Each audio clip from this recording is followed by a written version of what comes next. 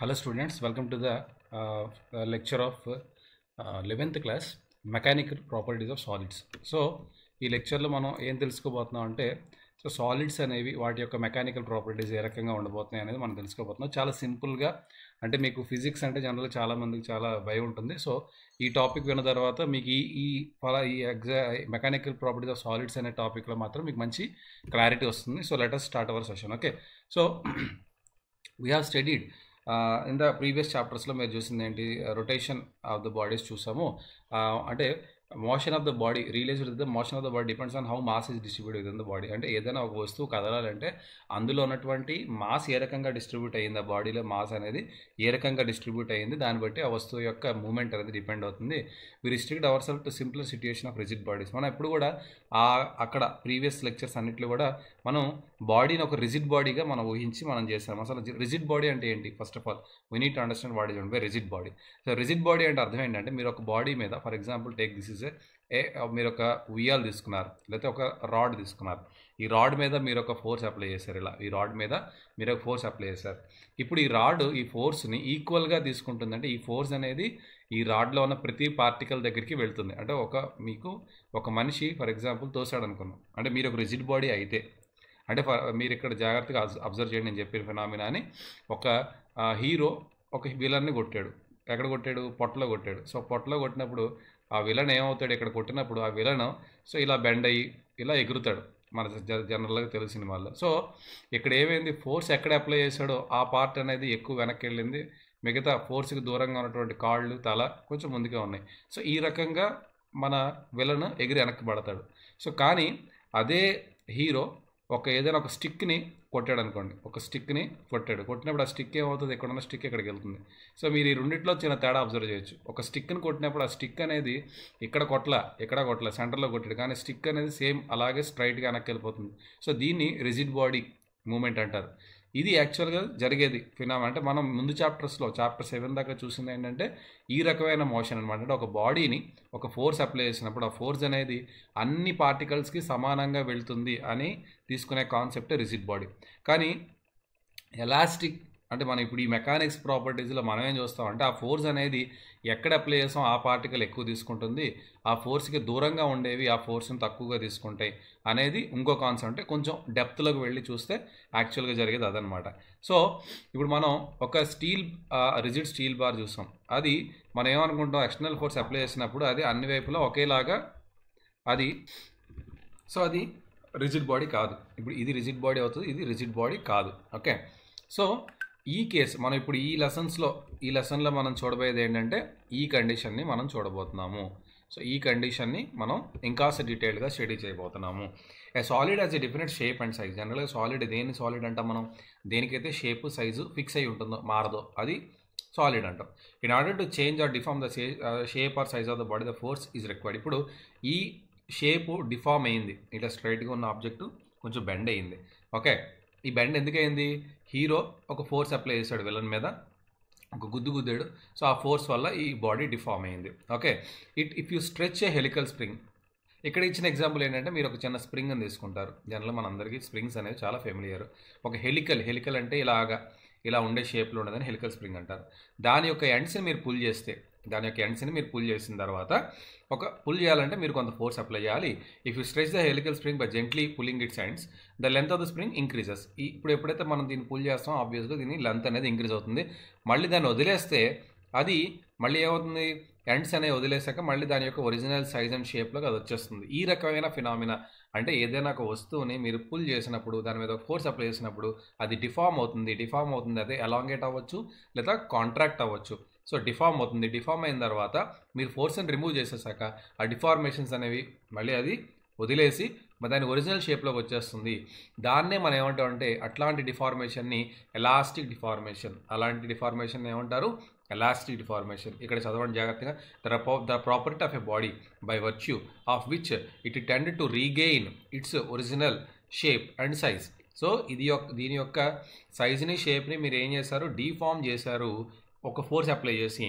మళ్ళీ ఆ ఫోర్స్ని రిమూవ్ చేయగానే ఈ డిఫార్మేషన్స్ అనేవి పోతాయి, దాని ఒరిజినల్ సైజు షేప్లోకి అది వచ్చేస్తుంది.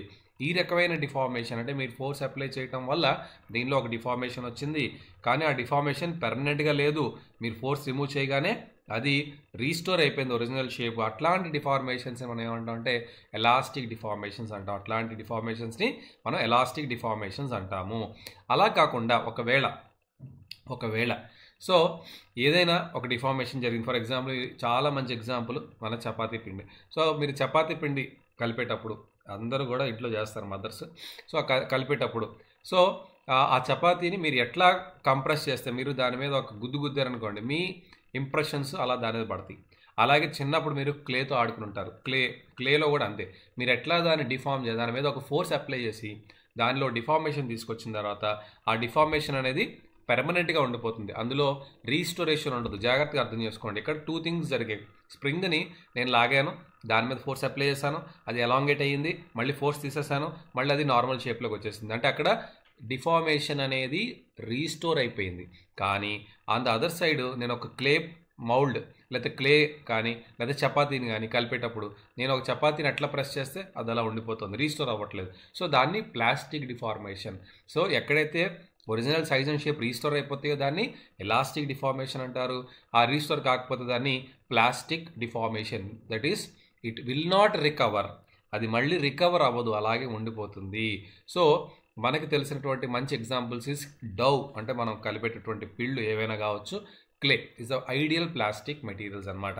The elastic behaviour of the material plays an important role in engineering design. So ఏదైనా కూడా మనం చుట్టుపక్కల మీ ఇంట్లో మీరు కూర్చున్న చోట చుట్టుపక్కల అన్నీ చూస్తే there are many materials which are designed taking into consideration the elastic deformations. అంటే మీరు ఉంటున్న ఇంట్లోనే బోల్డ్ డిఫార్మేషన్స్ ఉంటాయి, మీకు తెలియదేమో.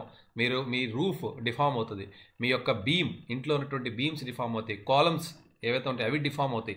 అలాగే మీరు కూర్చున్న కారు, మీరు తిరిగే బస్ కావచ్చు, everywhere when load is applied there will be deformation. But if the deformation is within the elastic limit then ఆ లోడ్ తీయగానే అది మళ్ళీ రీగైన్ అయిపోతుంది.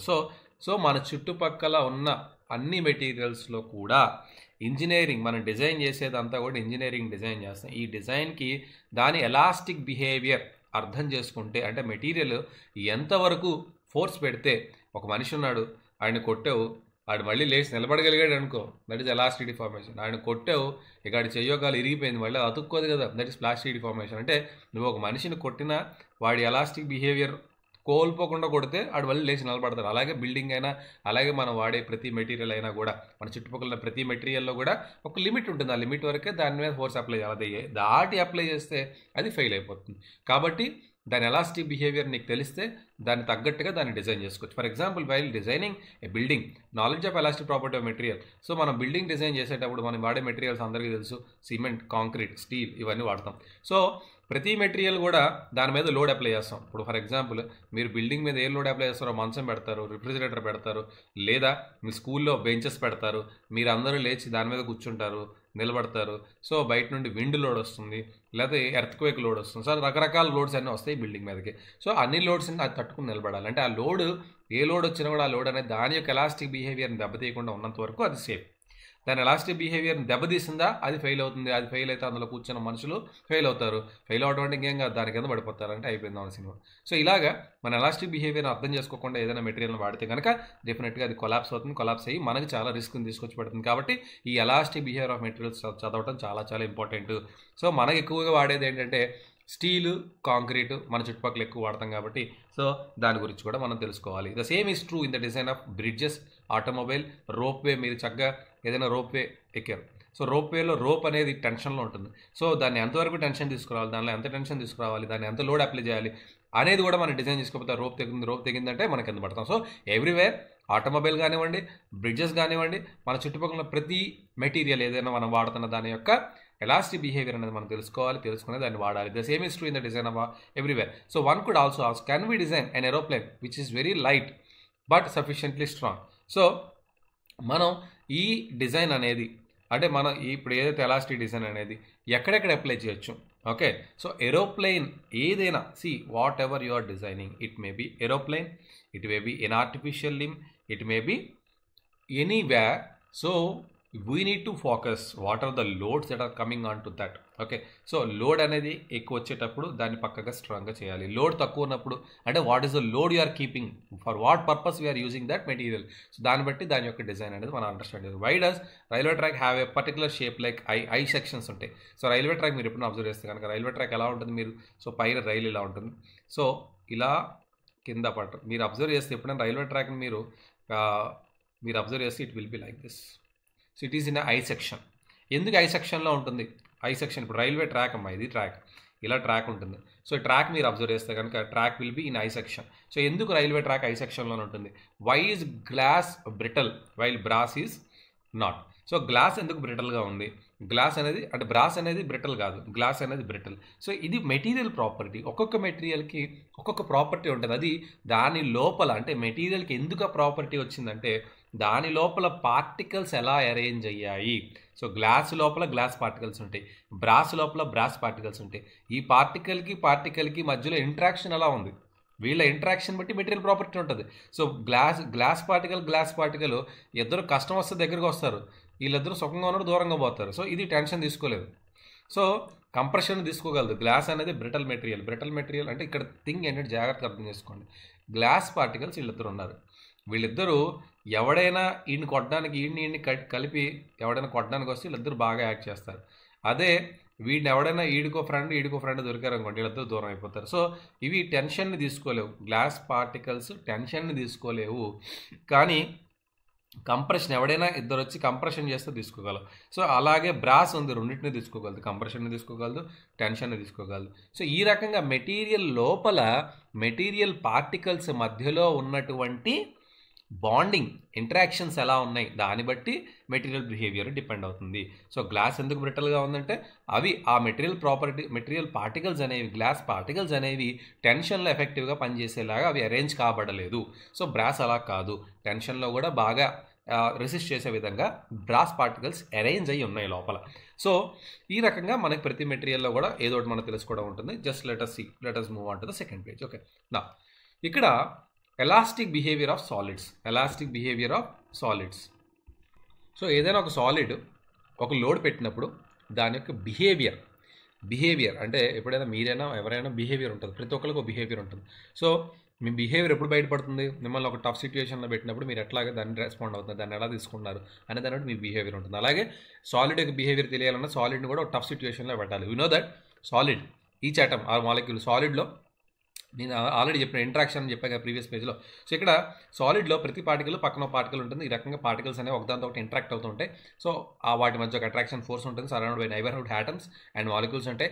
వీటి మధ్య ఇంటర్ మాలిక్యులర్ ఫోర్సెస్ ఉంటాయి, చాలా స్ట్రాంగ్ ఫోర్సెస్ ఉంటాయి.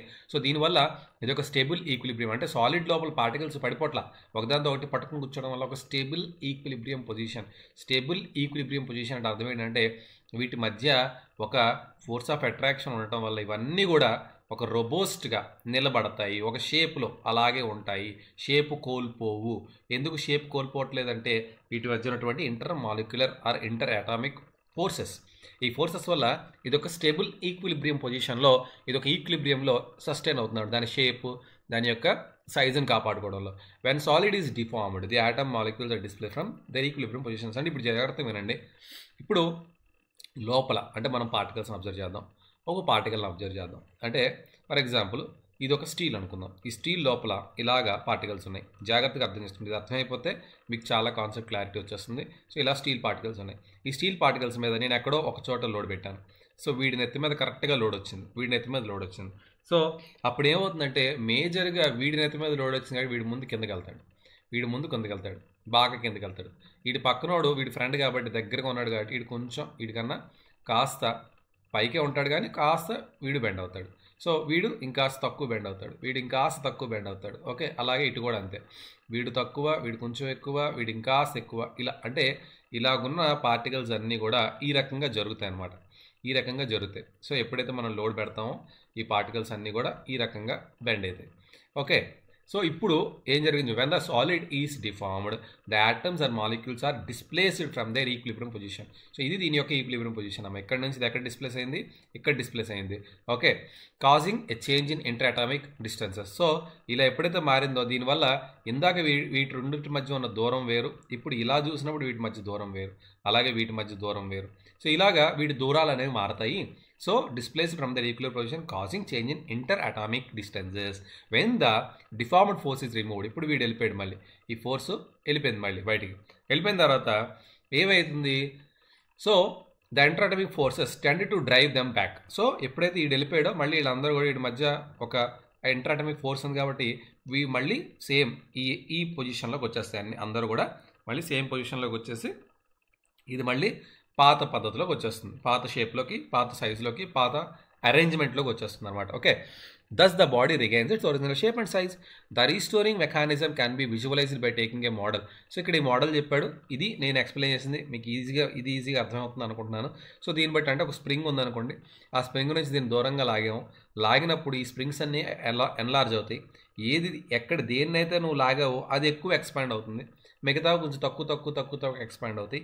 ఎప్పుడైతే దీని మీద ఫోర్స్ వదిలేసావో అది మళ్ళీ వెనక్కి వెళ్ళిపోయి మళ్ళీ దాని యొక్క ఒరిజినల్ షేప్లోకి వచ్చేస్తుంది. సో ఇది మీరు కరెక్ట్గా ఇట్లాంటి ఒక యాపరేటస్ కనుక మీ కాలేజీలో ఉంటే మీరు దీన్ని ఒక బాల్ని, అంటే ఇక్కడ బాల్స్ అన్నిటినీ అరేంజ్ చేశాడు, వాటి మధ్యలో స్ప్రింగ్స్ని అటాచ్ చేశాడు, ఏదైనా ఒక బాల్ని లాగారు, ఈ బాల్ని లాగారు అనుకోండి ఫర్ ఎగ్జాంపుల్, ఇది ఎక్కువగా ఎన్లార్జ్ అవుతుంది, ఇది ఎక్కువ ముందుకు వస్తుంది, ఈ బాల్ పెద్దగా ముందుకు రాదు, ఈ బాల్ పెద్దగా ముందుకు, అంటే ఇవన్నీ తక్కువ ఎఫెక్ట్ అవుతాయి. ఎక్కడైతే నువ్వు ఫోర్స్ అప్లై చేసావో ఆ బాల్ మాత్రం ఎక్కువ ముందుకు వస్తుంది. So what I have explain. మళ్ళీ ఎప్పుడైతే ఫోర్స్ని వదిలేసావో, లాగావు కదా, ఆ చేతిని వదిలేయగానే మళ్ళీ వెనక్కి వెళ్ళిపోతాయి. సో వెళ్ళిపోయి మళ్ళీ వాటి యొక్క ఒరిజినల్ అరేంజ్మెంట్ ఎలా ఉందో ఆ అరేంజ్మెంట్లోకి వచ్చేస్తాయి. సో ఈ రకంగా కూడా మనం దాన్ని అండర్స్టాండ్ చేసుకోవచ్చు అనమాట, ఎలాస్టిక్ డిఫార్మేషన్ని అని చెప్తున్నాడు. ఓకే, సో ఇందాక నేను చెప్పింది ఇక్కడ అర్థం ఉంటుంది. దీన్ని కనుక్కుంది ఎవరన్నా, రాబర్ట్ హూక్ అనే సైంటిస్ట్. దీన్ని చెప్పింది ఎవరమ్మా, రాబర్ట్ హూక్. అందుకే దీన్ని హూక్స్లా అంటారు. ఓకే, సో ఈయన స్ప్రింగ్స్ వీటి మీద ఎక్స్పెరిమెంట్ చేసి ఏ రకంగా సాలిడ్ లోపల ఫోర్స్ అప్లై చేస్తే ఏ రకంగా అది పనిచేస్తుంది అనేది తెలుసుకున్నారు. దాన్నే మనకి హూక్స్లా అంటారు. ఓకే, ఇప్పుడు మనం హూక్స్లా చూద్దాం. హూక్స్లాకి వచ్చే ముందర మనం తెలుసుకోవాల్సింది ఏంటంటే స్ట్రెస్ అండ్ స్ట్రెయిన్ అంటే ఏంటి, చాలా ఇంపార్టెంట్ ఇది. Okay, so stress and strain అంటే ఏంటి ఫస్ట్ జాగ్రత్తగా అర్థం చేసుకోండి. చాలా ఇంపార్టెంట్ కాన్సెప్ట్ ఇది, చాలా బాగుంటుంది కూడా. ఇప్పుడు మీరు ఫర్ ఎగ్జాంపుల్ చాలా సింపుల్గా ఎక్స్ప్లెయిన్ చేస్తాను మీకు. ఇప్పుడు ఒక రాడ్ ఉందిరా, ఇక్కడ ఒక రాడ్ ఉంది. ఈ రాడ్ని నేను ఏం చేశానంటే హీట్ చేశాను. ఈ రాడ్ హీట్ చేశాను. ఓకే, హీట్ చేసినప్పుడు ఈ రాడ్ జనరల్ ఎక్స్పాండ్ అవుతుంది. దీనికి ఒక టెండెన్సీ ఉంటుంది, ఏదైనా any material will expand upon heating. Okay, now it is trying to expand. So it is expanding like this. Okay, this is one case. ఇదే రాడ్ని నేనేం చేశానంటే నేను 2 ఫిక్స్డ్ జాయింట్స్ మధ్యలో పెట్టాను. అంటే ఇవి గట్టిగా పెట్టేసుకున్నాయి, ఈ రాడ్ని గట్టిగా పెట్టేసుకున్నాయి కదలకుండా. ఇప్పుడు ఇదే కేసులో నేను హీట్ ఇచ్చాను. ఇప్పుడు ఈ రాడ్ ఎక్స్పాండ్ అవ్వడానికి ట్రై చేస్తుంది, కానీ ఎక్స్పాండ్ కాలేదు, ఎందుకంటే వీళ్ళిద్దరూ ఆపేస్తున్నారు ఎక్స్పాన్షన్ని.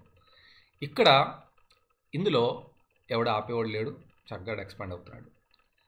ఇక్కడ ఇప్పుడు ఫర్ ఎగ్జాంపుల్ ఎందులో చూసినాడు స్ట్రెస్ ఎందులో ఉంటుంది అంటే ఇక్కడ స్ట్రెస్ ఉంటుంది, ఇక్కడ స్ట్రెస్ అనేది ఎగ్జిస్ట్ అవుతుంది, ఇక్కడ స్ట్రెస్ ఇస్ 0. ఇక్కడ స్ట్రెస్ ఎంతమ్మా 0. సేమ్ సినారియో చూడండి, ఇక్కడ హీట్ చేస్తున్నా, ఇక్కడ మెటల్ రాడ్ ఉంది, సేమ్ మెటల్ రాడ్ అనుకోండి. కానీ తేడా ఎక్కడ వస్తుందంటే ఇక్కడ దీని ఎక్స్పాన్షన్ని ఆపేవాడు ఎవడు లేడు, ఇక్కడ వీడి ఎక్స్పాన్షన్ని ఆపుతున్నవాడు ఒకడున్నాడు. ఫర్ ఎగ్జాంపుల్ మీ ఇంట్లోనే మీ ఫ్రెండ్స్ అందరం కలిసి ఒక సినిమాకి వెళ్దాం అనుకున్నారు. మీ ఫాదర్ వెళ్ళండి సినిమాకి వెళ్ళండి ఎంజాయ్ చేయండి అన్నారు అనుకోండి, మీరు స్ట్రెస్ ఫీల్ అవ్వరు, అంతేనా కదా, స్ట్రెస్ ఫీల్ అవ్వరు. అదే ఫాదర్ వెళ్ళకూడదు, ఇంట్లో కూర్చో చదువుకో అంటే స్ట్రెస్ ఫీల్ అవుతారు. అంటే స్ట్రెస్ అనేది ఏంటంటే రెసిస్టింగ్. ఓకే, ఇక్కడ 2 థింగ్స్ జరుగుతున్నాయి, జాగ్రత్తగా అర్థం చేసుకోండి. ఇది ఇక్కడికి వెళ్తాం, మళ్ళీ ఇక్కడ నువ్వు లోడ్ అప్లై చేస్తావు, ఇది డిఫార్మ్ అయ్యింది, లోడ్ అప్లై చేస్తావు, డిఫార్మ్ అయ్యింది. ఈ డిఫార్మేషన్ ఇది లోడ్ తీసేసావు. ఇప్పుడు దీన్ని మళ్ళీ రీస్టోర్ చేయాలి. రీస్టోర్ చేయడానికి ఒక రీస్టోరింగ్ ఫోర్స్ కావాలి. అంటే ఈ దూరంగా జరిగిపోయినటువంటి ఈ పార్టికల్ని మళ్ళీ దాని ఒరిజినల్ పొజిషన్లోకి తేవటానికి ఒక రీస్టోరింగ్ ఫోర్స్, దీని పేరేంటి, రీస్టోరింగ్ ఫోర్స్. ఇక్కడ వీడికి ఈ రీస్టోరింగ్ ఫోర్స్ లేదు, దీన్ని మళ్ళీ వెనక్కి తెచ్చి పెట్టేవాడు ఎవడు లేడు. కానీ ఈ కేసులో చూస్తే ఇది ఎక్స్పాండ్ అవ్వకుండా ఈ షేప్ని రీస్టోర్ చేయడానికి ఇక్కడ ఒక రీస్టోరింగ్ ఫోర్స్ పనిచేస్తుంది. అంటే రీస్టోరింగ్ ఫోర్స్ ఉంటేనే, అంటే ఏదైనా ఒక ఆబ్జెక్ట్ మళ్ళీ రీస్టోర్ అవ్వాలి. ఇక్కడ రీస్టోర్ అవ్వట్లే కదా, దీని ఇలా ఉండిపోయింది, ఇది ఈ చేంజ్ ఇన్ షేప్లో అలా ఉండిపోయింది. So restoring force per unit area, అంటే ఏదైతే ఫోర్స్ దీన్ని మళ్ళీ రీస్టోర్ చేసే ఫోర్స్ ఉంటేనే స్ట్రెస్ ఉంటుంది.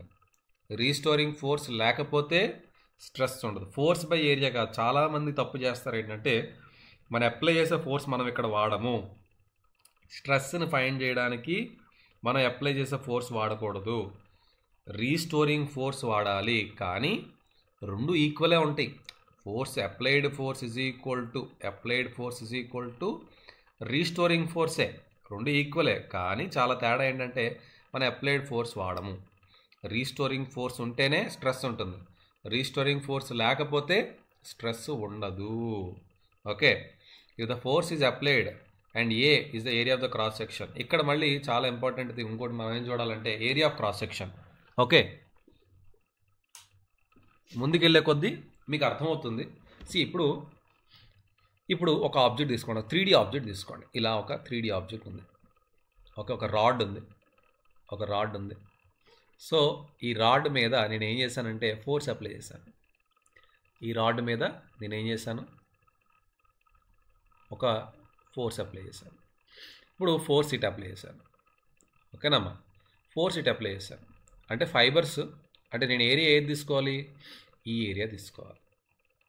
ఒకవేళ ఫోర్స్ ఇట్ అప్లై చేశాను, ఇటు ఫోర్స్ అప్లై చేస్తే ఈ ఏరియా తీసుకోవాలి. అంటే ఎప్పుడైనా కూడా ఇప్పుడు ఏరియాలు ఇందులో బోల్డ్ ఏరియాస్ ఉంటాయి. పైన ఒక ఏరియా ఉంటుంది, సైడ్ ఒక ఏరియా ఉంటుంది, ఇదొక ఏరియా వస్తుంది.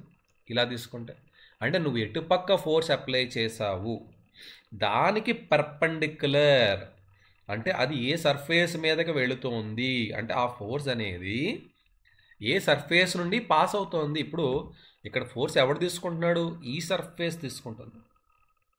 ఈ సర్ఫేస్ కాదు, అలాగే ఈ సర్ఫేస్ కూడా కాదు. ఏ సర్ఫేస్ తీసుకుంటుంది, ఇది ఈ సర్ఫేస్ తీసుకుంటుంది, ఇది కదా. కాబట్టి ఏ సర్ఫేస్ నుండి నీ ఫోర్స్ పాస్ అవుతుందో, ఏ సర్ఫేస్లోంచి ఏ ప్లేన్లోంచి నీ ఫోర్స్ దూరుతోంది బాడీలోకి, ఆ ప్లేన్ యొక్క ఏరియా తీసుకో. ఇక్కడ కూడా చూడండి, ఈ ఫోర్స్ అనేది ఈ ప్లేన్ ఏరియాలోంచి లోపలి బాడీలోకి దూరుతోంది. కాబట్టి వీడి ఏరియా మనం తీసుకోవాలి. ఇటువైపు స్ట్రెస్ కట్టాలా, ఈ ఏరియా తీసుకోవాలి. ఇటువైపు స్ట్రెస్ కావాలా, ఎందులోంచి దూరుతోంది ఆ ఫోర్స్ అనేది, యారో ఏ ఏరియాలోంచి ఎంటర్ అవుతోంది ఆ ఏరియాని తీసుకోవాలి. దాన్నే మ్యాగ్నిట్యూడ్ ఆఫ్ స్ట్రెస్ అంటారు. Restoring force by area is known as stress. దీని ఎస్ఐ యూనిట్, ఫోర్స్ యూనిట్ ఏంట్రా, న్యూటన్. ఏరియా యూనిట్ ఏంటి, మీటర్ స్క్వేర్. సో అప్పుడు స్ట్రెస్ యూనిట్ ఏమవుతుంది, newton metres, metre per -2 newton per metre square. దీనినే Pascal అనే scientist పేరు పెట్టారు. దానికి ఇంకో యూనిట్ ఏంటి, 1 pascal. So 1 pascal is equal to 1 newton per metre square. 1 pascal is equal to 1 newton per metre square. దీనికి dimensional formula ఉంటుంది, అది చాలా సింపుల్. సో మనకి ఇక్కడ తెలుసు, ఫోర్స్ బై ఏరియా చేస్తున్నాము. ఫోర్స్ అంటే ఏంటి, mass into acceleration by length square. Area అంటే ఏంటి అర్థం, లెంత్ స్క్వేర్. సో మాస్కి m, యాక్సలరేషన్ కాబట్టి L(T⁻²), okay, by L square. L square పైకి వస్తే -2 కాబట్టి L⁻⁻1 T⁻². అర్థమైందా? This is the dimensional formula for stress. There are 3 ways in which a solid may be changed its dimension when the external force acts on it. So figure 10.2లో in figure 10.2 cylinder stretched by 2 equal forces ఇక్కడ ఫిగర్లో ఇచ్చాడు, చూద్దాం next పేజ్లో. కింద నేను చెప్పినట్టుగా జాగ్రత్తగా అర్థం చేసుకోండి. మీరు ఈ రకంగా ఫోర్స్ అప్లై చేయొచ్చు, ఓకే, లేదా ఈ రకంగా ఫోర్స్ అప్లై చేయొచ్చు, ఓకే, లేదా ఈ రకంగా ఫోర్స్ అప్లై చేయొచ్చు. ఇది 3 రకాల application of force can be done in 3 వేస్. ఒకటి వన్ డైరెక్షన్ మాత్రమే డిఫార్మ్ అవుతుంది. ఇది చూడండి, జాగ్రత్తగా అర్థం చేసుకోండి. ఇలా అప్లై చేసిన ఫోర్స్ వల్ల లెంత్ మాత్రమే మారుతోంది. లెంత్ ఎల్ ఉన్నది కాస్త ఎల్ ప్లస్ డెల్టా ఎల్. అంటే జాగ్రత్తగా అర్థం చేసుకోండి, ఈ ఫోర్స్ వల్ల ఓన్లీ 1 డైమెన్షన్లోనే చేంజ్ వచ్చింది. ఇక్కడ చూడండి, ఇక్కడ ఏం జరిగింది? ఇగో ఈ షేడెడ్ పార్ట్ ఉన్నాయా, ఏరియా, ఇక్కడ ఉన్న ఏరియా ఇక్కడ డిఫార్మ్ అయ్యింది. అంటే ఇది 2 డైమెన్షనల్. అంటే ఇక్కడ ఏరియా కదులుతుంది. ఇక్కడ ఏం కదులుతుంది? ఏరియా కదిలింది ముందుకి. ఇక్కడ లెంత్ మాత్రమే కదిలింది. ఇక్కడ ఏం కదులుతుంది? ఏరియా కదిలింది. ఇది 2 డైమెన్షనల్. ఇక్కడ ఏం జరుగుతుంది? 3 డైమెన్షనల్. ఎక్స్ డైరెక్షన్లోని డిఫార్మేషన్ ఉంది, వై డైరెక్షన్లోని డిఫార్మేషన్ ఉంది, అలాగే జెడ్ డైరెక్షన్లో, అంటే ఇన్ ద ప్లేన్ మీకు ఇది కనిపించదు ఇందులో. సో మీ వైపు నుంచి, మీ ఫేస్ నుండి మీ చూసే స్క్రీన్కి మధ్యలో కూడా డిఫార్మేషన్ ఉంటుంది. ఈ రకంగా టెన్జైల్ స్ట్రెస్, ఇది ఈజ్ టెన్జైల్ స్ట్రెస్. ఇక్కడ వచ్చే స్ట్రెస్ ఏంటమ్మా? Tensile stress. షియరింగ్ చూసారు, చెయ్యి పెట్టి ఇక్కడ చూడండి నీట్గా చూపిస్తున్నాడు. ఒక చేతితోటి, అంటే ఒక సర్ఫేస్ని కదిపితే, ఒక చేతితోటి ఒక సర్ఫేస్ని కదిపితే అక్కడ వచ్చేది ఏంటి? Shearing stress. దీన్ని ఏమంటారు? జాగ్రత్త చేసుకోండి. షియరింగ్, ఒక పుస్తకం మీద, పెద్ద పుస్తకం తీసుకుని దాని మీద పై పేజీని మీరు మూవ్ చేస్తే అప్పుడు ఆబ్వియస్గా పేజ్ మొత్తం, ఏరియా మొత్తం కదులుతుంది. That is called shearing stress. Okay, అలా కాకుండా వాల్యూమెట్రిక్ స్ట్రెస్, ఇది హైడ్రాలిక్ స్ట్రెస్ అంటారు. దీన్నే హైడ్రాలిక్ స్ట్రెస్ అని కూడా అంటారు. Okay, solid body under a stress normal to it's surface at every point.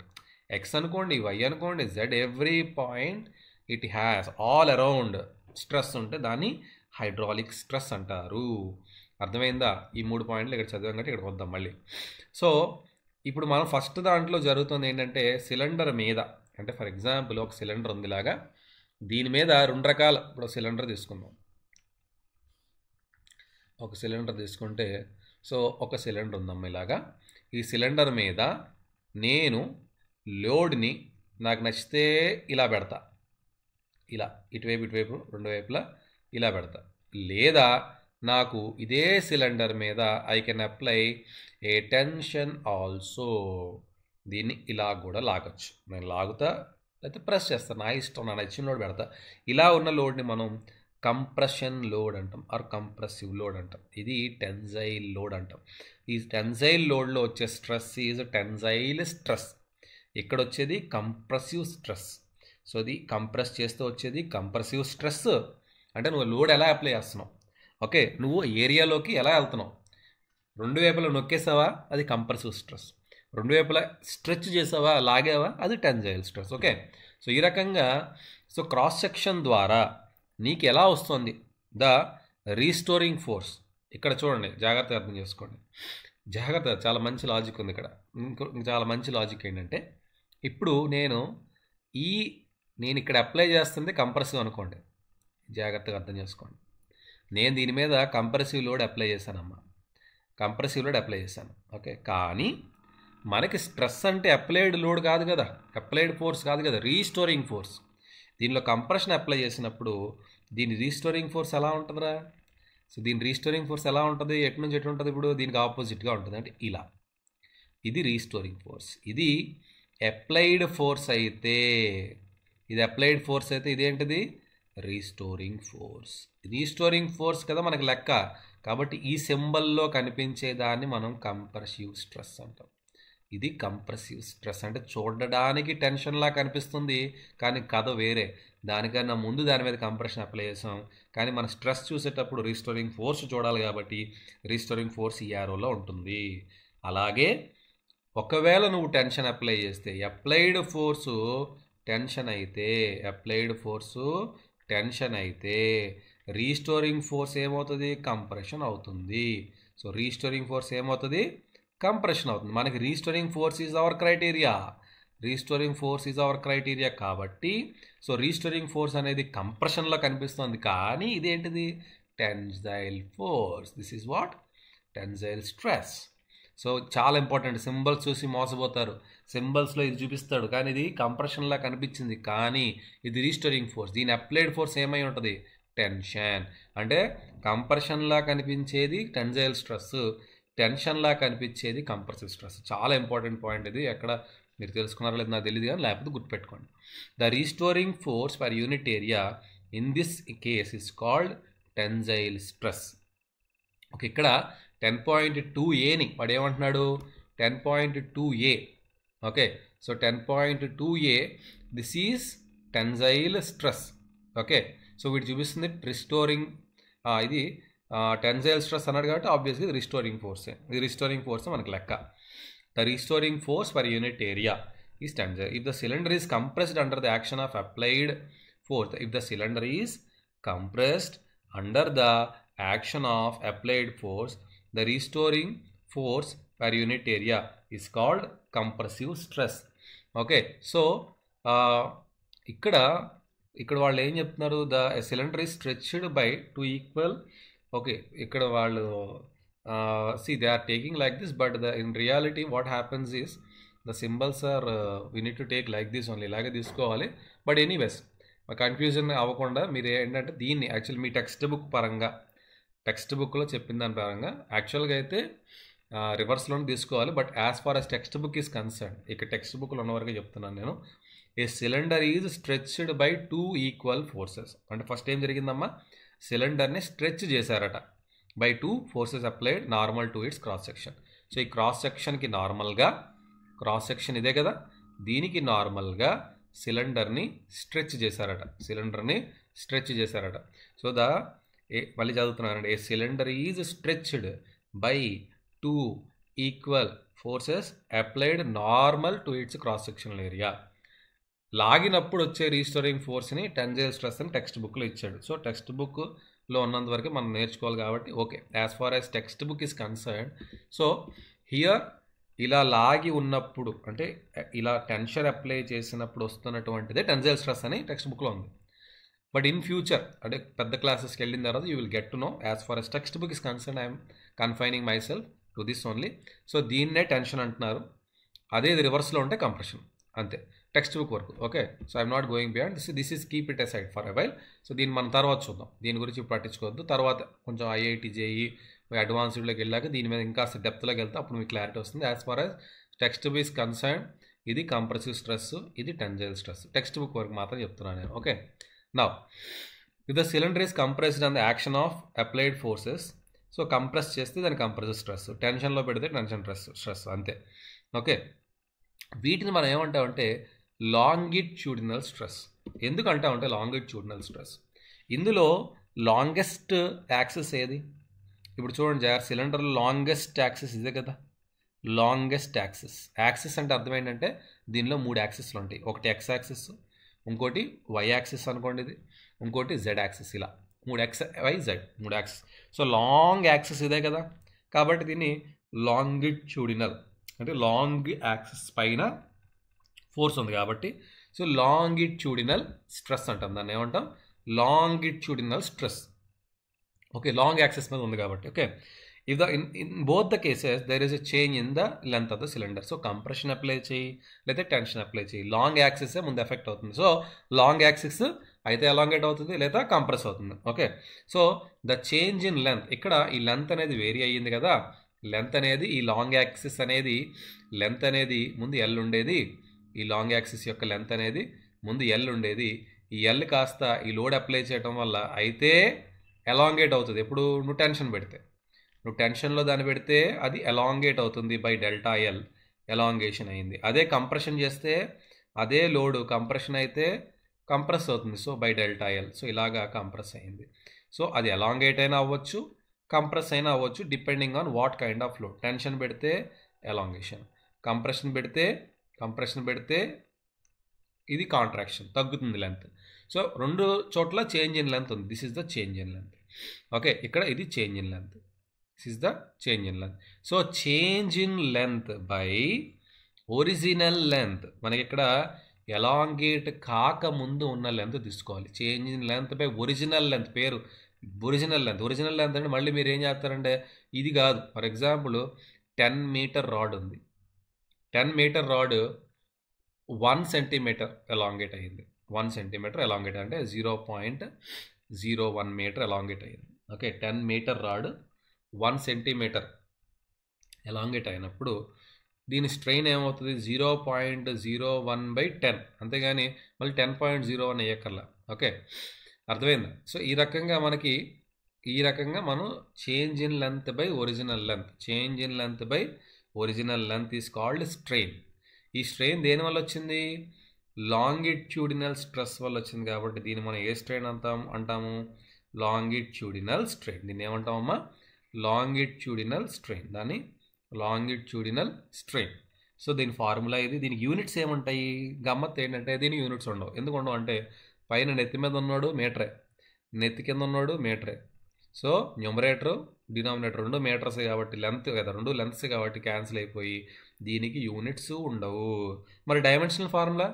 మరి డైమెన్షనల్ ఫార్ములా ఎక్కడి నుంచి వస్తుందా? సో నో డైమెన్షనల్ డైమెన్షన్స్ ఎప్పుడు వస్తాయి? యూనిట్స్ ఉంటే.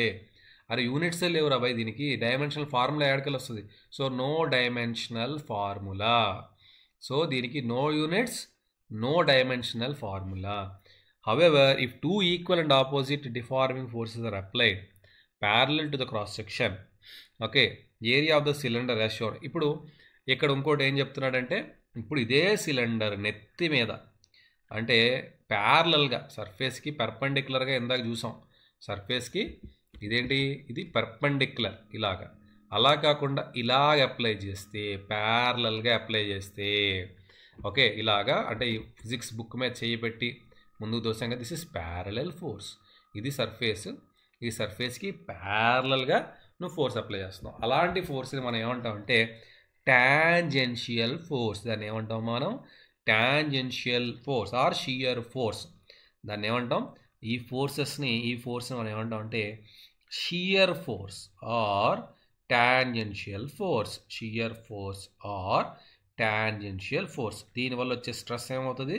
Shear stress or tangential stress. జనరల్గా మీరు సర్కిల్స్ అవి చదివిన టాంజెంట్ అంటే అర్థం ఏంటి? ఇలా వెళ్ళిపోయేది కదా ట్యాంజెంట్. ఎక్కడైనా కూడా మీరు ట్యాంజెంట్ అంటే ఇలా టచ్ చేసి వెళ్ళిపోయేది ట్యాంజెంట్. అలాగే ఇక్కడ కూడా ఫోర్స్ ఎలా ఉంది? దాన్ని టచ్ చేసుకుని వెళ్ళిపోతుంది. కాబట్టి ట్యాంజెంట్లా ఉంది కాబట్టి అది టాంజెన్షియల్ ఫోర్స్. సో దీనిలో ఇక్కడ ఎలా మూవ్ అవుతాయి? ఈ ఫైబర్స్ అన్నీ కూడా ఇలా ముందుకు స్లైడ్ అవుతాయి. ఇప్పుడు ఈ ఫైబర్స్ అన్నీ ఎలా స్లైడ్ అవుతాయి? సో మీరు చూస్తే కనుక ఇలా పుస్తకం మీద మీరు పైన పెట్టి తోసినప్పుడు ఎలాగైతే స్లైడ్ అవుతాయి అలా స్లైడ్ అవుతాయి. ఇలా చూసారా? ఇలా స్లైడ్ అవుతాయి అనమాట. సో ఇప్పుడు ఒరిజినల్గా ఇలా ఉండేది, ఇలా స్లైడ్ అవటం వల్ల ఇక్కడ ఒక యాంగిల్ ఆఫ్ డిఫార్మేషన్ వచ్చింది. వచ్చింది కదా ఇక్కడ. So this is the angle of deformation. So ఈ యాంగిల్ ఆఫ్ డిఫార్మేషన్ని మనం ఏమంటాం అంటే షియర్ స్ట్రెయిన్ అంటాం. షియర్ స్ట్రెస్ అంటే ఏంటంటే ఇక్కడ జాగ్రత్తగా వినండి.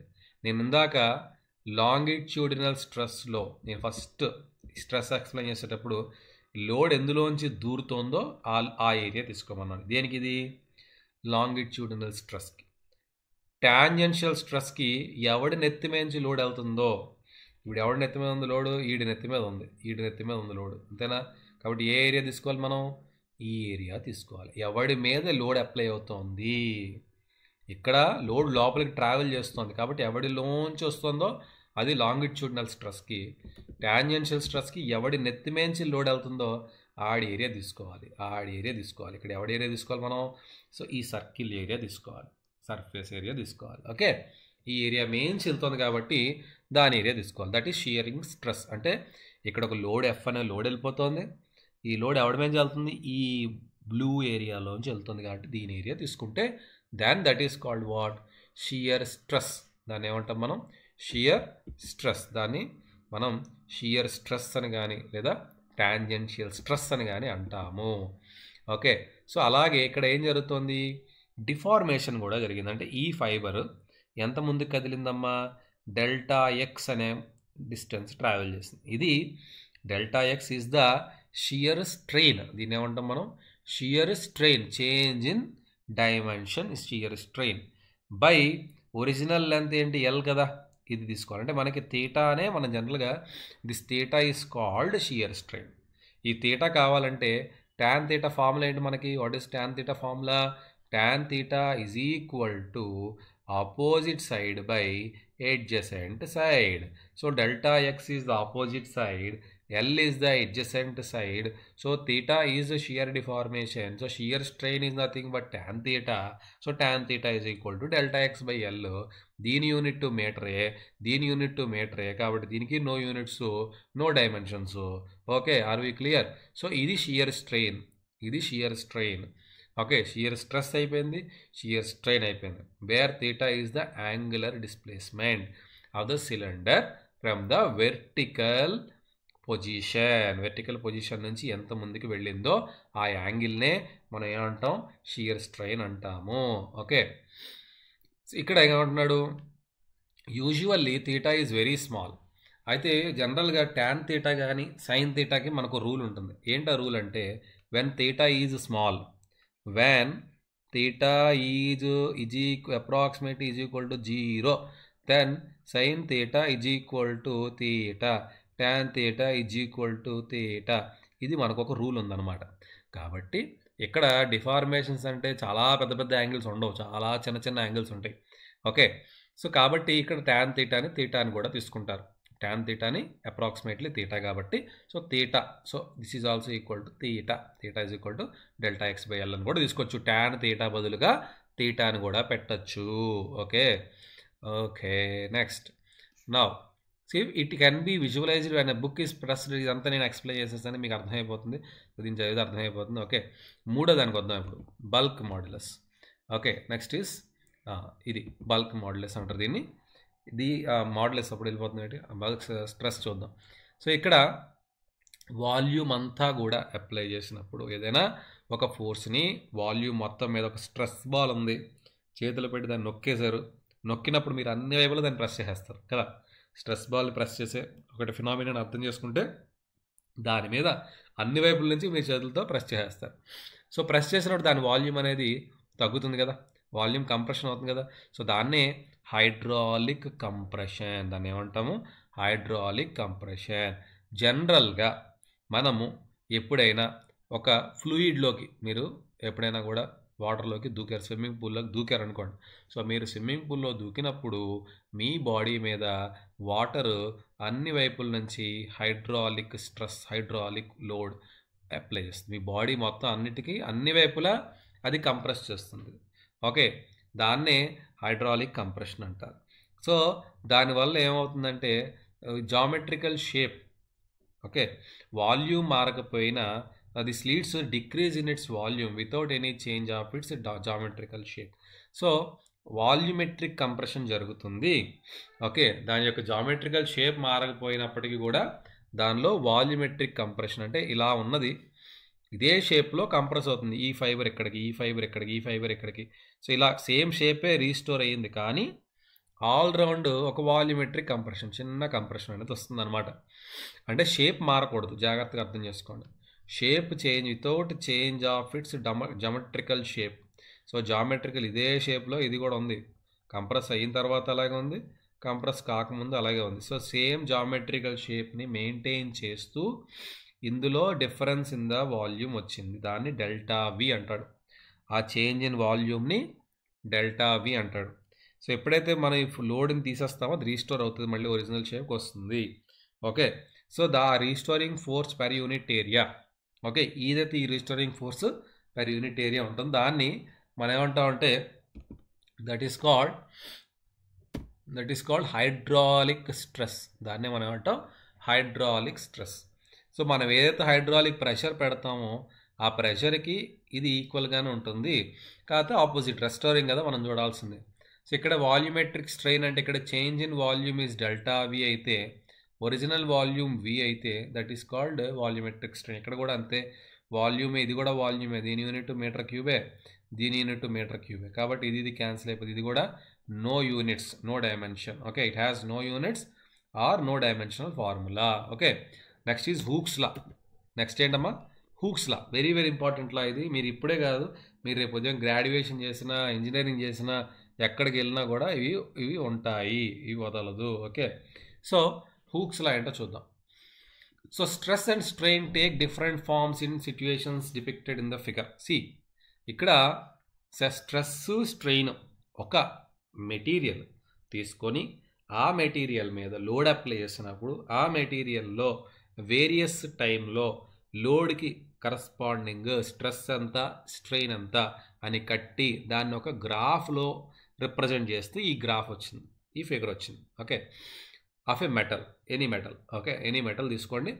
So for a small deformation the stress and strain are proportional. ఇక్కడ జాగ్రత్తగా అర్థం చేసుకుంటే ఇప్పుడు స్టార్టింగ్లో అంటే if you look at the beginning here, ఇక్కడ ఏమవుతుందంటే సో బిగినింగ్ అంటే ఇక్కడ నుంచి ఇదంతా మీరు అబ్జర్వ్ చేయండి, ఇదంతా కూడా సో స్ట్రెస్ స్ట్రెయిన్ ఒక స్ట్రైట్ లైన్లో ఉన్నాయి. ఎక్స్ యాక్సిస్ ఇప్పుడు y is equal to mx. జనరల్గా మీరు ఎప్పుడైనా చూస్తే ఏదైనా ఒక లైన్ మీరు మ్యాథమెటిక్స్లో ఒక రూల్ ఉంటుంది ఏంటంటే, ఇప్పుడు రూల్ ఏంటంటే సో ఏదైనా ఒక స్ట్రైట్ లైన్ అనేది ఆరిజిన్ నుంచి పాస్ అయితే దీని యొక్క ఈక్వేషన్ ఏమంటారు, y is equal to mx అంటారు.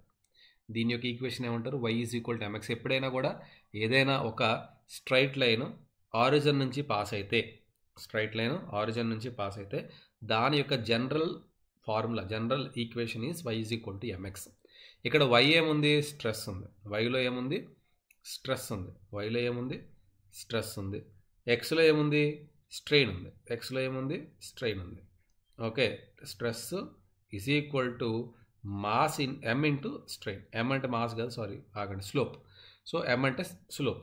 So stress is equal to m into strain.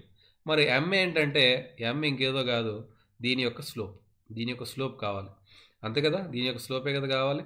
So ఈ స్లోప్ కావాలంటే నేను ఏం చేయాలి, సో ఇక్కడ తీటా కట్టాలి. ఓకే, తీటా కట్టాలి. సో ఈ తీటా కావాలి నాకు, tan theta is slope. m is equal to nothing but what, tan theta. tan theta is equal to ఏమవుతుంది, ఆపోజిట్ ఏముంది, ఇదేంటిది, ఇటు సైడ్ ఏముంది, స్ట్రెస్, అటు ఏముంది, స్ట్రెస్. ఓకే, ఇటువైపు అడ్జసెంట్ సైడ్ ఏంటిది, ఇదేంటిది, ఇది ఇటువైపు చూడండి, ఇలా ఇటు చూస్తే ఏముంటుంది, strain. So stress by strain. Okay, so ఇక్కడ ఏం లే, so m is equal to tan theta అంటే స్ట్రెస్ బై స్ట్రెయిన్ మళ్ళీ. సో అంటే ఇక్కడ మనం అబ్జర్వ్ చేస్తే కనుక హూక్స్లో ఏం చెప్తుందంటే ఈ స్ట్రైట్ లైన్ పోర్షన్ అంటే ఏ అనే పాయింట్ దాకా ఈ గ్రాఫ్ అనేది స్ట్రైట్గా ఉంది కాబట్టి ఈ గ్రాఫ్ ఎక్కడ దాకా స్ట్రైట్గా ఉందో అక్కడ దాకా స్ట్రెస్ స్ట్రెయిన్ ప్రపోర్షనల్ అని చెప్పాడు. ప్రపోర్షనల్ అంటే ఎప్పుడైనా ఎలా చెప్తామంటే, ఇప్పుడు y is equal to mx అయినప్పుడు ఏదైనా ఒక కాన్స్టెంట్ ఉన్నప్పుడు y is equal to k into x అయింది. ఏదైనా కాన్స్టెంట్ ఉన్నప్పుడు ఆ కాన్స్టెంట్ని రిమూవ్ చేసి మనం ప్రపోర్షనాలిటీని రాసుకోవచ్చు. y is proportional to x. y ప్రపోర్షనాలిటీని తీయాలంటే ఒక కాన్స్టెంట్ని పెట్టాలి కాబట్టి y is equal to k into x. So ఇలా ఎప్పుడైనా ఒక equation y is equal to constant into x అని ఉన్నప్పుడు ఈ మొత్తాన్ని తీసేసి ప్రపోర్షనాలిటీ పెట్టుకోవచ్చు. కాబట్టి ఏ అనే పాయింట్ దాకా ఇది స్ట్రైట్గా ఉంది కాబట్టి so we can assume that stress is proportional to strain. నేను ఇప్పుడు చెప్పినట్టుగా ప్రపోర్షనాలిటీని తీయాలంటే ఈజ్ ఈక్వల్ టు కాన్స్టెంట్ పెట్టాలి.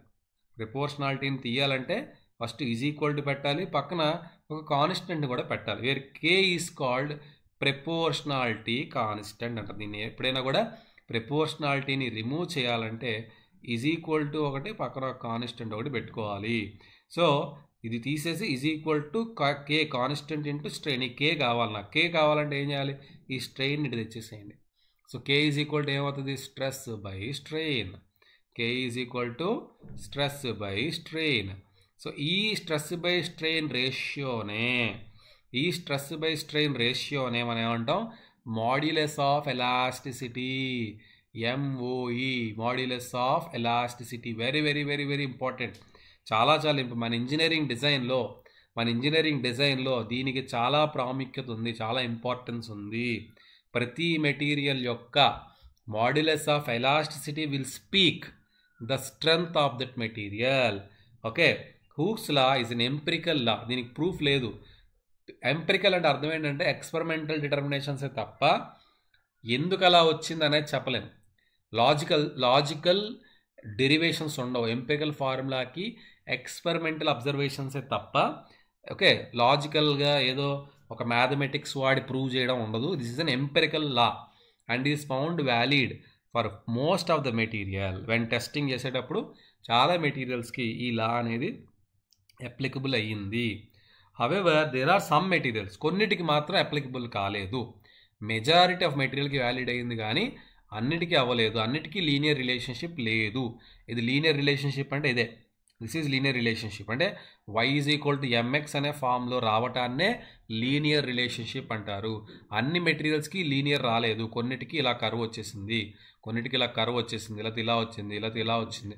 సో కొన్నిటికి ఇలా, కానీ మెజారిటీ ఆఫ్ ద మెటీరియల్కి ఇలా స్ట్రైట్ లైన్ వచ్చింది. సో వాటి వరకే హూక్స్ లా వ్యాలిడ్ అవుతుంది, మిగతా వాటికి వ్యాలిడ్ అవ్వదు. ఓకే, సో తర్వాత బియాండ్ ఏ అంటే ఈ ఏ అనే పాయింట్ దాకే హూక్స్లో వ్యాలిడ్. ఇక్కడ ఈ దాటిపోతే హూక్స్లో వ్యాలిడ్ కాదు. ఇక్కడ చూపెడా ప్రపోర్షనాలిటీ లిమిట్, ఈ లిమిట్ వరకే ఇది ప్రపోర్షనల్. ఈ లిమిట్ దాటిపోతే హూక్స్లా వ్యాలిడ్ కాదు. జాగ్రత్తగా అర్థం. Hooke's law is valid only up to proportionality limit. ఎందుకంటే దాన్ని బేస్ అయ్యే ఈ రూల్ అంతా తయారైంది, ఈ లా తయారైంది కాబట్టి. సో ఏ అనే పాయింట్ దాకానే హూక్స్లా వ్యాలిడ్ అవుతుంది. The relationship between the stress and the strain for the given material under tensile stress can be found ఎక్స్పెరిమెంటల్గా చేసినటువంటి ఎక్స్పెరిమెంటల్ ఈ గ్రాఫ్, ఈ రిజల్ట్స్ ఏవైతే ఉన్నాయో వాటిని ఒక గ్రాఫ్ రూపంలో పెడితే ఈ గ్రాఫ్ వచ్చింది. ఓకే, సో ఇక్కడ ఈ గ్రాఫ్ అనేది వచ్చింది. In standard test of tensile properties, జనరల్గా మనం ఒక సిలిండర్ని తీసుకుంటాం. ఒక సిలిండర్ లాంటి మెటీరియల్ని, ఒక రాడ్ని తీసుకొని ఆ రాడ్ని వాడి మనం ఏం చేస్తామంటే దాని మీద ఎక్స్పెరిమెంట్ చేస్తాం. In a standard test of tensile properties we take a cylinder. ఏదైనా ఒక మెటల్ యొక్క ఒక metal rod in a cylindrical షేప్లో ఉంటుంది మెటల్ రాడ్ అనేది. సో జనరల్గా మన ఇంటికి వాడే స్టీల్ రాడ్ అనుకోండి, అది ఎలా ఉంటుంది, సిలిండ్రికల్గా ఉంటుంది. దాన్ని తీసుకున్నాము. Or wire stretched by applied force, దీని మీద ఒక ఫోర్స్ అప్లై చేసాం, స్ట్రెచ్ చేసాం, ఫోర్స్ అప్లై చేసి స్ట్రెచ్ చేసాం. సో ఎప్పటికప్పుడు మీరు ఏం చేస్తున్నారంటే దీనిలో వస్తున్నటువంటి లెంత్లో ఉన్న మార్పులు, అంటే ఇది ఎప్పుడైతే స్ట్రెచ్ చేసామో ఆబ్వియస్గా దీని లెంత్ అనేది మారుతుంది, గ్రాడ్యువల్గా ఇంక్రీజ్ అవుతూ ఉంటుంది. సో మనం టైం టు టైం లోడ్ పెంచుకుంటూ వెళ్తున్నాం. దీనికి యూఎల్ఎం అంటే యూనివర్సల్ టెస్టింగ్ మెషిన్ అనేది ఉంటుంది, ఒకటి యూటీఎం అని ఉంటుంది. ఆ యూటీఎంలో దీన్ని పెడతారు. సో యూటీఎంలో పెట్టి దానిలో టెన్షన్ అప్లై చేస్తే ఆ యూటీఎం ఏం చేస్తుందంటే మీరు ఎంత లోడ్ మీరు అప్లై చేస్తున్నారో చూపించేస్తుంది. మీకు డిస్ప్లే బోర్డు ఉంటుంది అందులో మీకు అన్నీ చూపించేస్తుంది అనమాట. సో టెన్షన్ ఎంత వస్తుంది, స్ట్రెయిన్ ఎంత ఎలాంగేట్ అయ్యింది, ఇవన్నీ కూడా మెజర్ అయిపోతుంటాయి ఆటోమేటిక్గా. సో దీనిని అంటే మీరు ఏం చేస్తున్నారు, మీ దగ్గర లోడ్ ఉంది, ఏరియా ఉంది, అలాగే చేంజ్ ఇన్ లెంత్ దొరికేస్తుంది, ఒరిజినల్ లెంత్ ఉంది, ఇవన్నీ ఉన్నాయి మీ దగ్గర. సో లోడ్ పెంచుకుంటూ వెళ్ళిపోతున్నారు మీ యూనివర్సల్ టెస్టింగ్ మెషిన్ వాడి. మీరు ఏం చేస్తున్నారు, లోడ్ పెంచుకుంటూ వెళ్తుంటే మీ స్ట్రెస్ పెరిగిపోతూ ఉంటుంది, స్ట్రెస్ పెంచుకుంటూ వెళ్ళిపోతున్నాం. అలాగే స్ట్రెస్ పెరుగుతుంది, రికార్డ్ చేసేస్తుంది మెషిన్, చెప్పేస్తుంది స్ట్రెయిన్ ఎంత. సో స్ట్రెయిన్ అంతా తెలుసు మీకు. సో ఇవి లోడ్ దగ్గర ఎంత స్ట్రెయిన్, పైన లోడ్ ఎక్కువైంది ఎంత స్ట్రెయిన్, ఇంకా లోడ్ పెంచాను ఎంత స్ట్రెయిన్. సో ఇలా మీకు అన్నీ అది మెషిన్ రీడింగ్స్ ఇచ్చేస్తుంది. ఆ రీడింగ్స్ అన్నింటినీ కూడా ఒక గ్రాఫ్లో తీసుకొచ్చి కూర్చోబెడితే ఇలా ఒక గ్రాఫ్ తయారవుతుంది.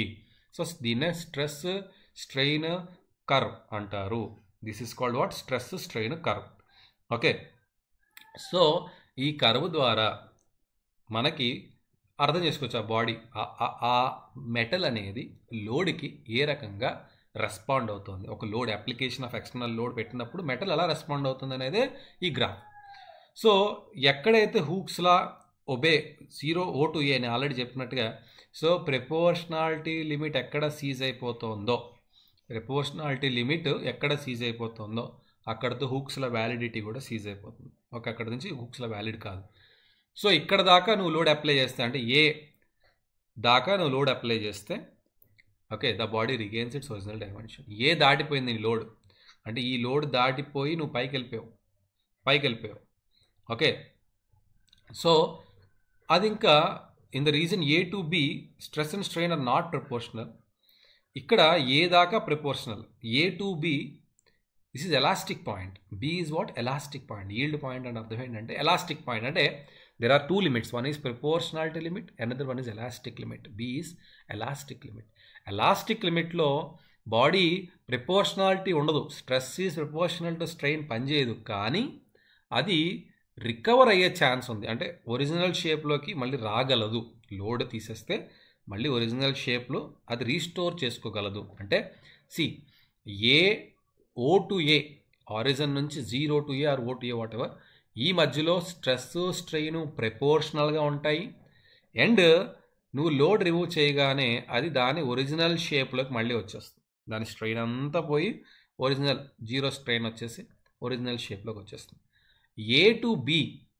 ఏ టు బి హూక్స్లా వ్యాలిడ్ కాదు, ఎందుకంటే ఇక్కడ కర్వ్ వచ్చేసింది, స్ట్రైట్ లైన్ లేదు, ఇక్కడ కర్వ్ వచ్చేసింది. So stress is not proportional to strain. At B దగ్గర నువ్వు లోడ్ తీసేసిన మళ్ళీ అలాగే దాని ఒరిజినల్ షేప్లోకి అది వచ్చేయగలదు. బి దాకా ఛాన్స్ ఉంది. సో బి దాటిపోయిన తర్వాత the point B is the yield point or also known as elastic limit. ఈ yield point is the elastic limit. ఈ ఎలాస్టిక్ లిమిట్ దాటి నువ్వు లోడ్ పెట్టేసావా, ఇక అది వచ్చిన డిఫార్మేషన్ బి తర్వాత దానిలో వచ్చినటువంటి స్ట్రెయిన్ ఏదైతే ఉందో ఈ స్ట్రెయిన్ అనేది పెర్మనెంట్ స్ట్రెయిన్. ఇక అది జీవితంలో అది నువ్వు లోడ్ తీసినా కూడా దీన్నే పెర్మనెంట్ సెట్ అంటారు. సి అనే పాయింట్ ఉంది కదా, ఈ సి అనే పాయింట్, ఓకే, సి అనే పాయింట్ అంటే సి అనే పాయింట్కి ఒక సిగ్నిఫికెన్స్ ఉంది, తర్వాత చెప్తాను దాని సిగ్నిఫికెన్స్ ఏంటనేది. సో ఇక్కడ ఈల్డ్ పాయింట్ ఎక్కడైతే నువ్వు ఎలాస్టిక్ ఈల్డ్ పాయింట్ అన్నాం కదా, ఎలాస్టిక్ లిమిట్, దానికి కరస్పాండింగ్ స్ట్రెస్ ఏదైతే ఉంటుందో దానికి, అంటే ఏ లోడ్ పెట్టినప్పుడు ఇది బి అనే పాయింట్కి వచ్చింది. ఏ లోడ్ నువ్వు లోడ్ పెడతావు కదా, సో లోడ్ పెడతావు, ఒక ఫోర్స్ అప్లై చేస్తావు, ఆ force by area is nothing but what, stress. అదే ఇక్కడున్న స్ట్రెస్. ఈ స్ట్రెస్ని మనం ఏమంటామంటే ఈల్డ్ స్ట్రెస్ అంటాం. దాన్ని ఏమంటారు, ఈల్డ్ స్ట్రెస్. సో బి అనే పాయింట్ దగ్గర వచ్చే స్ట్రెస్ మనం ఏమంటాం, ఈల్డ్ స్ట్రెస్ అంటాం. సో ఇది దాటిన తర్వాత ఇంకా మెటీరియల్ ఈల్డ్ అవడం స్టార్ట్ అవుతుంది. ఈల్డ్ అవడం అంటే ఇంకా డ్యామేజ్ అవటం, ఫెయిల్ అవటం స్టార్ట్ అవుతుంది. That is called yield limit or yield stress, yield point. Okay, so ఫర్దర్గా నువ్వు ఇంకా లోడ్ పెంచుకుంటూ వెళ్ళిపోతే the stress developed exceeds the yield strength and the strain increases rapidly. చూడండి ఇక్కడ జాగ్రత్తగా గ్రాఫ్ అబ్జర్వ్ చేస్తే, మీరు గ్రాఫ్ అబ్జర్వ్ చేస్తే జాగ్రత్తగా అబ్జర్వ్ చేయండి. స్ట్రెయిన్లో చేంజ్ అంటే ఇదే కదమ్మా. స్ట్రెయిన్లో అంటే నువ్వు లోడ్ ఎంత పెంచావు అంటే, నేను ఇక్కడ మళ్ళీ గ్రాఫ్ గీస్తాను నీట్గా మీకు అర్థమవుతుంది. సో ఫర్ ఎగ్జాంపుల్ ఇలా గ్రాఫ్ ఉంది, కొంచెం జాగ్రత్త అడ్జస్ట్ అవ్వండి.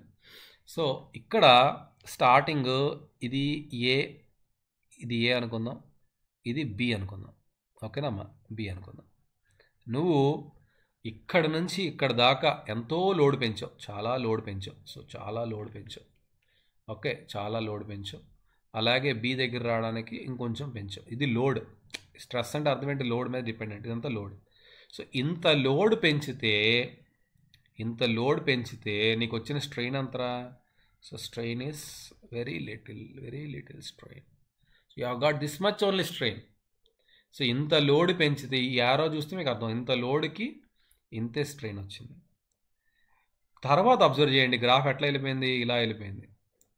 అంటే ఇక్కడ నువ్వు పెంచిన లోడ్ అంతా గట్టిగా మాట్లాడితే, ఇంకొంచెం గ్రాఫ్ పైకి తీసుకెళ్తే, సో గట్టిగా మాట్లాడితే నువ్వు పెంచింది ఇంత మాత్రమే పెంచావు, ఇంకా లోడ్ పెంచింది అంతా ఇంతే. కానీ స్ట్రెయిన్ ఎంత పెరిగింది, ఇంత పెరిగింది. సో మీరు అబ్జర్వ్ చేయండి రెండు సినారియోస్లో. ఫస్ట్ సినారియోలో లోడ్ చాలా పెరిగినా పెద్దగా స్ట్రెయిన్ లేదు, అంటే ఎలాంగేషన్ లేదు. కానీ తర్వాత లోడ్ పెద్దగా పెరగల, కానీ స్ట్రెయిన్ మాత్రం చాలా ఎక్కువ అయిపోయింది, అంటే ఎక్కువ ఎలాంగేషన్ అయిపోయింది. తక్కువ లోడ్ ఇంక్రీస్కే ఎక్కువ ఎలాంగేషన్ అయిపోయింది. సో ఇప్పుడు దీన్ని చదివితే మీకు అర్థమవుతుంది. సో ఇక్కడ if the load increased further the stress developed exceeds the yield strength and the strain increases rapidly even for a small change in the stress. స్ట్రెస్లో పెద్ద చేంజ్ లేకపోయినా స్ట్రెయిన్ మాత్రం చాలా ఎక్కువ అయిపోయింది. The portion of the curve between B and D shows this.